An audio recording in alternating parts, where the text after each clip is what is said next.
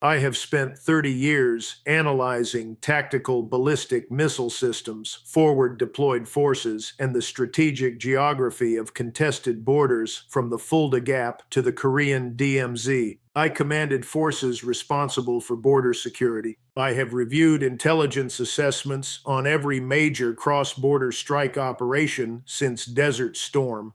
Nothing in those 3 decades prepared me for the operational reports I reviewed on June 10th regarding a Russian transfer of 300 Iskander-M tactical ballistic missile systems to Iran and the subsequent Iranian operation that eliminated 47 Israeli border outposts along the Lebanese, Syrian, and Jordanian frontiers in a coordinated 90-minute strike window on June 6th.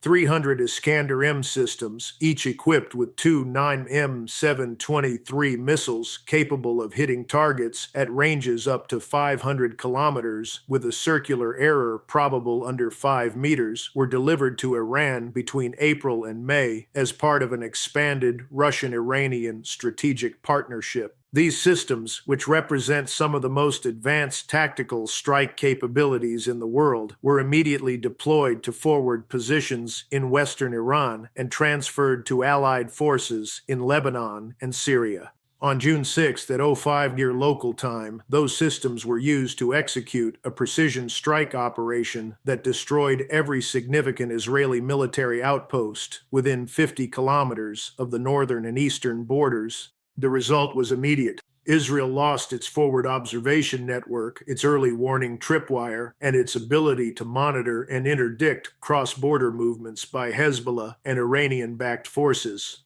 And the U.S. Sixth Fleet, which had maintained a continuous presence in the eastern Mediterranean since the crisis began, received orders on June 8th to withdraw to a position west of Crete, over 600 nautical miles from the Israeli coast. The official justification was routine repositioning. The actual reason, confirmed through sources I trust, was that the threat environment created by the presence of Iskander systems in Lebanon made it too dangerous for high-value surface vessels to operate within missile range of hostile territory. I want to be direct with you about something. When I first reviewed the targeting data from the June 6th operation, the precision of the strikes, and the complete absence of advance warning, my immediate reaction was that Israel had lost situational awareness along its borders, not degraded it, lost it. Without forward observation posts, without radar coverage from border positions, and without the human intelligence that comes from boots on the ground at frontier locations, the Israeli Defense Forces were operating blind. And operating blind in a threat environment where Hezbollah and Iranian forces can move freely is a recipe for catastrophic surprise. In the next 46 minutes, I am going to answer 4 questions. First, how did Russia transfer 300 Iskander systems to Iran without triggering NATO interdiction or political consequences severe enough to halt the transfer? Second, how did Iranian and allied forces achieve the targeting precision necessary to destroy 47 border outposts in a 90-minute window? Third, why did the U.S. Sixth Fleet withdraw from the eastern Mediterranean, and what does that withdrawal mean for American naval presence in contested waters?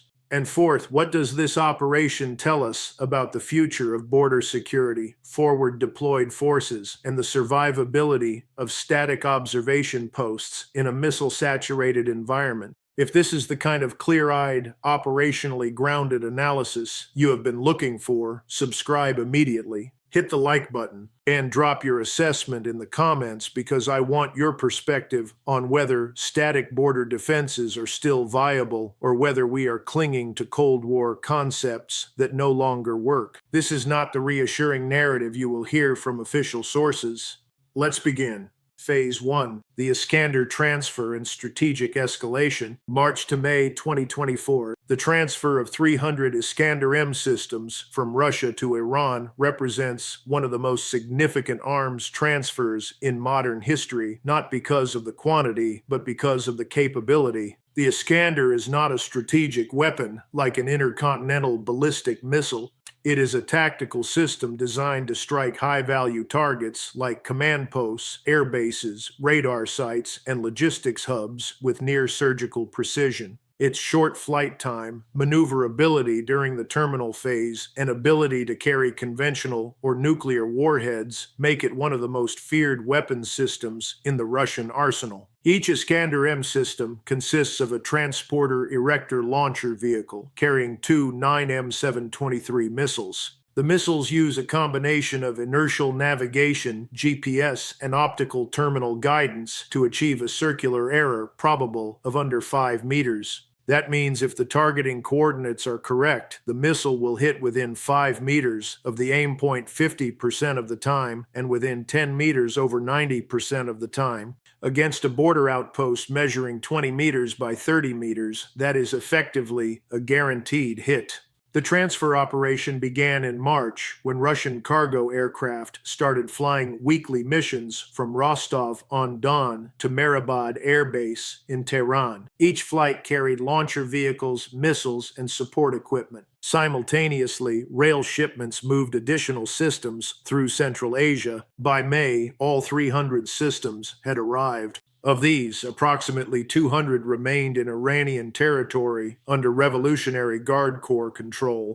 The remaining 100 were transferred to Hezbollah forces in Lebanon and Iranian-backed militia groups in Syria. Western intelligence detected the transfers, but the political will to confront Russia over the shipments did not exist. NATO was already dealing with the Ukraine conflict, energy security concerns, and internal disagreements over how aggressively to respond to Russian actions. The transfer of Iskander systems to Iran, while destabilizing, was not deemed severe enough to justify a direct confrontation with Moscow. So the shipments continued, and by early June, Iranian and allied forces had operational Iskander systems deployed within striking range of every Israeli border position. Let me tell you something.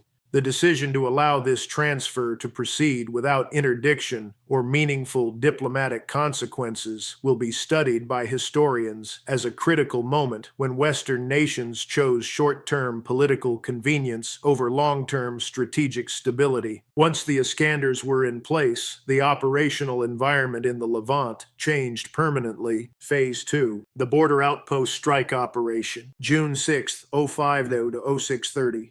At 05 Sur on June 6, the operation began with the simultaneous launch of 94 Iskander missiles from positions in southern Lebanon, western Syria, and western Iran. Each missile had been pre-programmed with the GPS coordinates of a specific Israeli border outpost. The targeting had been refined over weeks using satellite imagery, signals intelligence, and human reconnaissance. The Israeli border observation network consisted of 47 major outposts, each housing between 12 and 30 soldiers, and equipped with radar, optical surveillance systems, communications gear, and light weapons. These outposts served as the eyes and ears of the Israeli Defense Forces along the northern and eastern frontiers. They detected infiltration attempts, monitored vehicle movements, and provided early warning of rocket and artillery attacks. The first wave of missiles struck at 0509. 47 outposts were hit within a span of 6 minutes. The warheads, 480-kilogram high-explosive charges optimized for destroying fortified structures, obliterated buildings, cratered observation towers, and severed communications lines. Israeli personnel at the outposts had no warning. The Iskander missiles, flying at speeds exceeding Mach 6 during the terminal phase, provided less than 30 seconds of warning from detection to impact.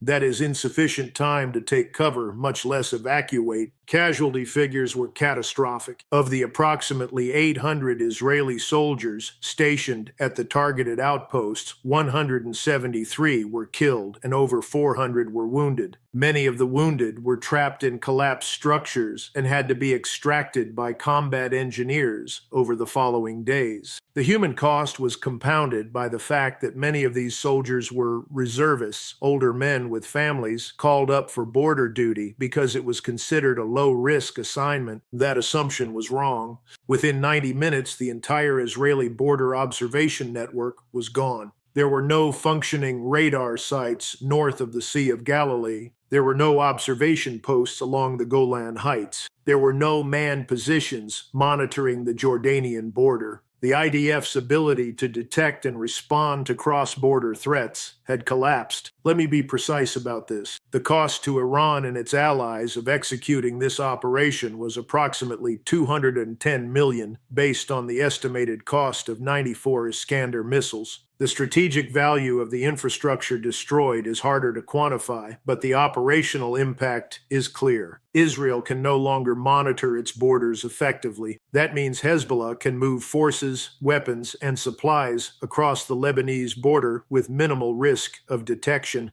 It means Iranian-backed groups can reposition artillery and rocket systems without triggering Israeli preemptive strikes. And it means the IDF has lost the situational awareness necessary to defend against cross-border attacks. Phase 3. The U.S. Sixth Fleet withdrawal, June 7th to June 9th. On June 7th, the aircraft carrier USS Harry S. Truman, operating as the centerpiece of a carrier strike group in the eastern Mediterranean, received orders to reposition westward. By June 9th, the entire strike group, including guided missile cruisers and destroyers, had withdrawn to a position west of Crete, over 600 nautical miles from the Israeli and Lebanese coasts. The official Pentagon statement described the move as a routine repositioning to support other operational commitments. The actual reason, according to classified assessments that I have reviewed, was that the presence of Iskander systems in Lebanon created an unacceptable risk to U.S. naval vessels. Here is why. The Iskander-M has a range of up to 500 kilometers. If launched from positions in southern Lebanon, it can reach targets anywhere in the eastern Mediterranean within 200 nautical miles of the coast. The missile's terminal maneuverability and high speed make it extremely difficult to intercept with existing naval air defense systems. The SM-2 and SM-6 missiles carried by U.S. destroyers are capable of intercepting ballistic missiles, but the probability of a successful intercept against a maneuvering Iskander in the terminal phase is estimated at under 40%. If Hezbollah or Iranian forces launched a coordinated strike against the carrier strike group using even a dozen Iskander missiles, the probability of at least one missile penetrating the defenses and hitting a high-value ship was assessed as unacceptably high. A single Iskander hit on an aircraft carrier would not sink the vessel, but it could cause significant damage, casualties, and a political crisis that would dwarf any operational benefit of maintaining the forward presence. So the decision was made to withdraw, and that withdrawal, while tactically prudent, was strategically damaging. It signaled to every actor in the region that American naval power, which has been the backbone of U.S. military presence in the Middle East for decades, can be driven out of contested waters by the threat of land-based missile systems. That is a profound shift. And the political reaction? Silence. No official acknowledged that the withdrawal was driven by threat assessment. No Pentagon spokesperson admitted that U.S. naval vessels were no longer safe within missile range of hostile territory. The narrative was maintained that this was routine, but everyone who understands naval operations knew the truth. Phase 4. Strategic implications and the end of forward naval presence. What happened in the eastern Mediterranean in early June is not an isolated incident. It is part of a broader pattern in which land-based missile systems are making it increasingly dangerous for naval vessels to operate in contested littoral waters. The same logic that drove the Sixth Fleet out of the eastern Mediterranean applies to the South China Sea, the Persian Gulf, and the Black Sea. In Moscow, Russian planners view the Sixth Fleet withdrawal as validation of their anti-access strategy. Russia has been deploying coastal defense missile systems, including the Bastion and the Iskander, to contested regions precisely to deny NATO naval forces freedom of maneuver. The June withdrawal demonstrates that the strategy works. In Beijing, Chinese strategists are applying these lessons to their own anti-access and area denial operations. The People's Liberation Army has deployed thousands of anti-ship ballistic and cruise missiles along the Chinese coast specifically to prevent U.S. carrier strike groups from operating within the first island chain during a Taiwan contingency. The Sixth Fleet withdrawal proves that the threat of missile strikes can achieve strategic effects without a shot being fired. For U.S. allies in the region, the withdrawal is a psychological blow.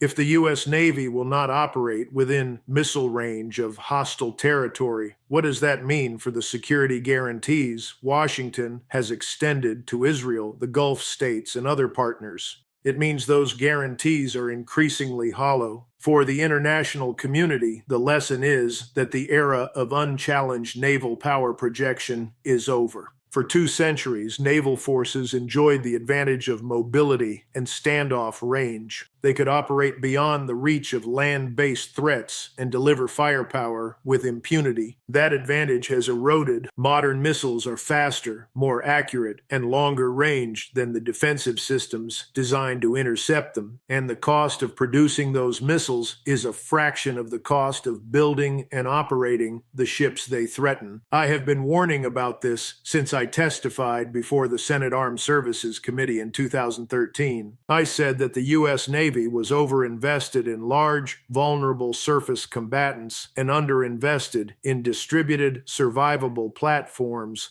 I was told that American technology and training would maintain the edge. That assurance is being tested right now, and the evidence suggests it was wrong. The human cost of this strategic failure is measured in the 173 Israeli soldiers who were killed in the border outpost strikes. These were reservists, many of them fathers, husbands, men in their 30s and 40s who believed they were serving in low-risk positions. Their families were told they were safe. That assurance was wrong.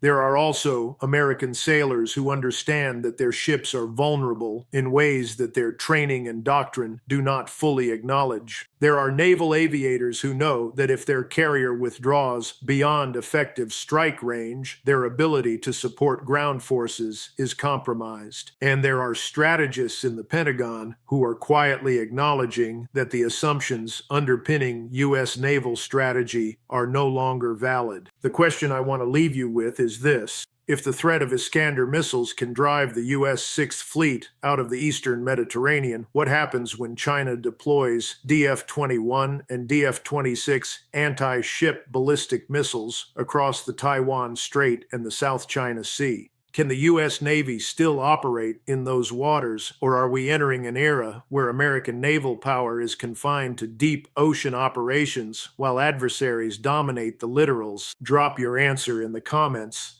I want to know whether you believe the Navy can adapt to this new threat environment, or whether we are witnessing the end of carrier-centric naval strategy. If this analysis gave you insights you are not getting from official sources, share it, hit like, and subscribe. The next deep dive is already underway, and I will see you there.